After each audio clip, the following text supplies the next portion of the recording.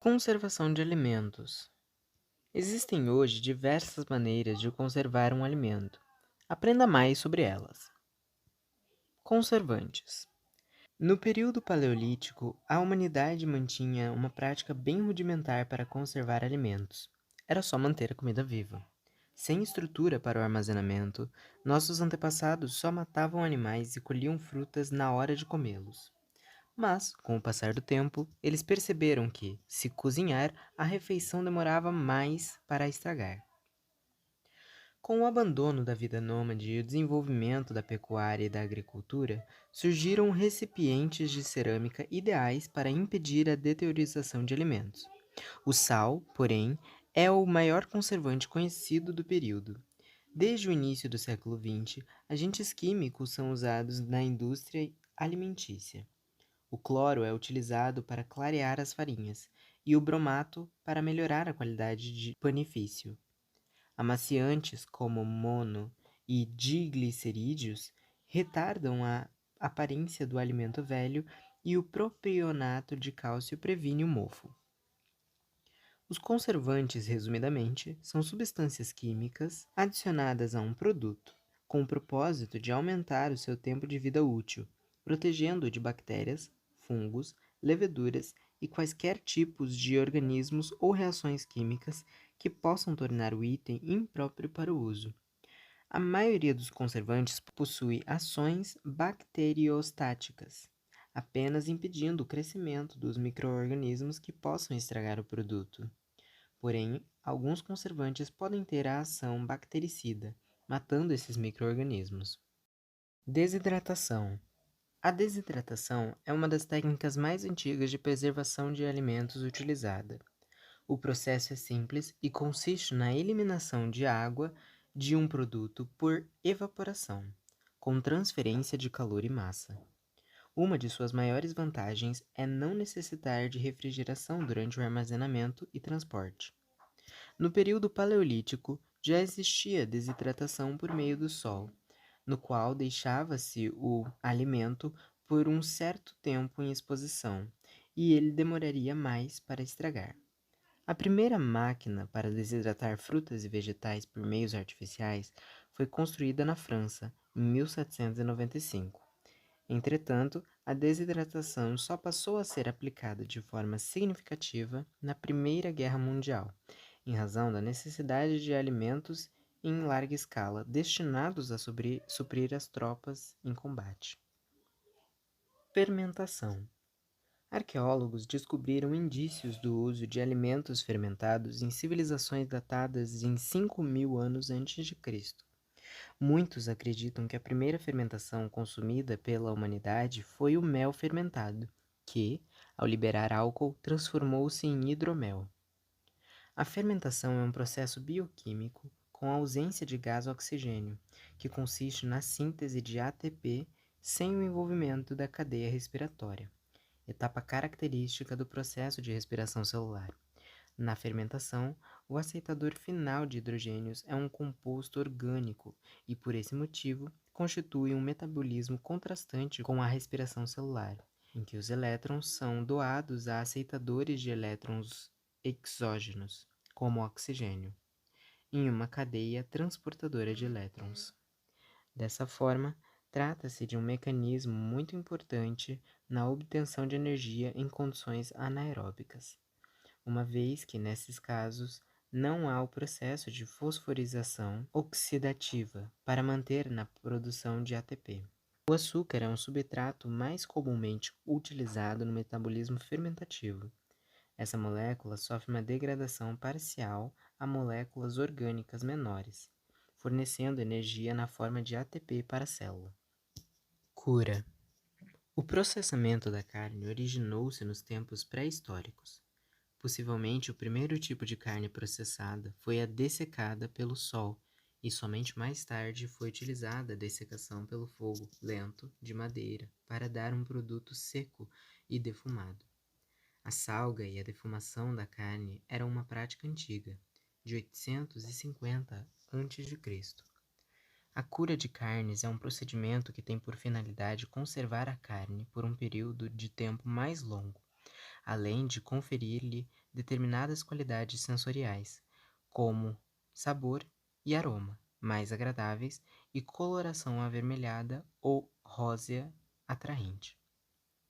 O método mais antigo é a cura a seco, que constitui na aplicação dos agentes de cura na forma seca sobre a superfície da carne.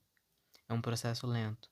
Outro processo é a cura por imersão em salmoura, onde as peças são submersas em uma solução formada pelos componentes de cura dissolvidos em água. Esse método de cura também é lento e necessita muito tempo para a salmoura se difundir por todo o produto. No processo de cura, ambos, o sal de cozinha comum ou cloreto de sódio e nitrito e nitrato, podem ser usados para sua conservação. A indústria tem introduzido muitas alterações na prática de cura com o objetivo de obter produtos de qualidade mais uniforme e econômicos, reduzir os riscos que têm os produtos curados quando o mercado flutua e diminuir a incidência das alterações bacterianas da carne durante a cura e o processamento. Temperos. O consumo de produtos naturais que substituam aditivos químicos tem sido uma opção para aqueles que procuram hábitos saudáveis e segurança alimentar. Os condimentos possuem comprovada atividade biológica sobre fungos e bactérias. Por isso, sempre foram utilizados como conservantes de alimentos. Os egípcios já usavam cominho e anis em 3500 a.C. para temperar suas comidas e embalsamar seus mortos. Em 2000 anos antes de Cristo, a pimenta em grãos representava um grande negócio entre a Índia e o Oriente Médio. A China importava enormes quantidades de cravo no século II a.C. e até na Bíblia elas são citadas na história da viagem da rainha de Sabá até a Etiópia, onde foi acompanhada por diversos camelos carregados de especiarias.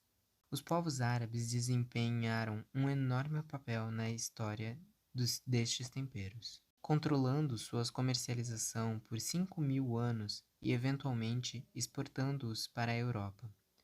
Os europeus ficaram tão apaixonados pelos novos sabores do Oriente que, alguns séculos depois, na tentativa de achar a nascente das especiarias, a Índia, acabaram descobrindo a América, e com ela novos temperos como pimentas, chocolates, aroeiras, ruibardo, entre muitas outras. Geladeira. No ano de 1748, na Universidade de Glasgow, o britânico William Cullen tornou-se o primeiro cientista a demonstrar um sistema de refrigeração artificial, mas nunca elaborou um plano para que fosse usado de maneira prática. O responsável por esse feito foi o americano Oliver Evans, que, em 1834, criou a primeira máquina prática para refrigeração. Seu equipamento também foi o primeiro a usar vapor ao invés do líquido refrigerado. Uma década depois, o médico e inventor americano John Gorrie utilizou uma versão sofisticada do refrigerador a vapor para produzir gelo e refrescar o ar de pacientes com febre amarela. Era a primeira aplicação da geladeira na medicina, que transformaria para sempre esse importante âmbito da ciência. Em 1857, o australiano James Harrison foi contratado por uma empresa alimentícia para criar o primeiro dispositivo de refrigeração capaz de conservar alimentos. O objetivo era utilizá-lo para a produção da adorada cerveja. A máquina foi um sucesso e mudou os processos da indústria. Em 1857, foi construído o primeiro vagão de trem refrigerado para transporte de carnes, em Chicago, o que revolucionou o comércio de alimentos.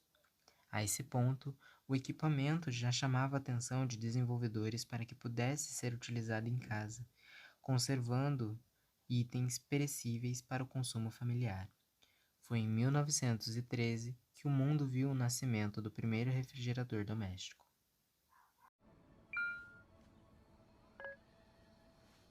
Que mensagem é essa? Na geladeira. Geladeira? Aqui, ó. Ah, Tá com ciúme, é? eu? Aham. A nova geladeira conectada Electrolux lembra a data de consumo para você aproveitar bem os alimentos. É a primeira com tecnologia, não joga nada fora. Não fica assim. Você também não é de se jogar fora. Enlatados. Nicolas François Appert descobriu em 1795 a esterilização de alimentos. Ele colocou frascos de vidro hermeticamente fechados com alimentos, deixando-os ferver no recipiente com água, em banho-maria, durante um determinado tempo. Este processo participou de um consumo realizado pelo governo francês, que procurava uma maneira prática e segura de conservar alimentos para alimentar os soldados em guerra. Em 1957, o alumínio foi introduzido na fabricação de latas e, em 1959, surgiu a primeira cerveja em latas de alumínio nos Estados Unidos. A demora da sua utilização foi o custo da matéria-prima. Em 1830, esse produto deixava de ser, na Europa, exclusividade militar, mas a procura por sopas, sardinhas, ervilhas e tomates vendidos no novo tipo de embalagem era fraca por causa do preço alto. Mesmo assim, a novidade chegou aos Estados Unidos a partir da década de 30. Os enlatados se tornaram populares e todo o planeta, e hoje cerca de 200 bilhões de latas de comida são produzidos anualmente. Vácuo foi criado pelos irmãos Theodorus e Cornelius, que juntos constituíram o Celovac nos anos 70, conhecida por ser a primeira companhia desse departamento aqui no Brasil, com o método de embalar a vácuo os alimentos, retirando todo o ar da embalagem.